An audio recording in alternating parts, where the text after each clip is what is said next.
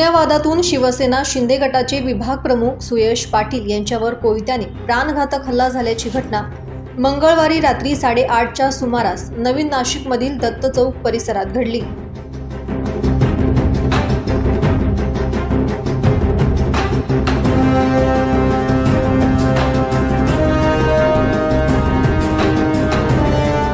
मिळालेल्या माहितीनुसार सुयश पाटील हे सेंट्रल पार्कच्या मागील बाजूस असलेल्या त्यांच्या सप्तशृंगी टूर्स अँड ट्रॅव्हल्स कार्यालयात असताना पंकज सोनवणे, विजय कांची, वैभव निकम यांच्यासह 4 ते 5 जणांच्या टोळक्याने अचानक तिथे धडक दिली।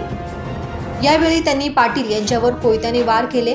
या हल्ल्यात पाटील गंभीर जखमी झाले असून त्यांना मोठ्या प्रमाणात रक्तस्राव झाला। घटनेनंतर परिसरातील नागरिकांनी तात्काळ मदत करत त्यांना जवळील खासगी रुग्णालयात दाखल केले। त्यांच्यावर उपचार सुरू आहेत। दरम्यान हा हल्ला जुन्या वादातून झाल्याची प्राथमिक माहिती समोर आली आहे। या प्रकरणी अंबड पोलीस ठाण्यात गुन्हा दाखल करण्याची प्रक्रिया सुरू असून पोलिसांनी काही संशयितांना ताब्यात घेतले आहे। पुढील तपास सुरू आहे।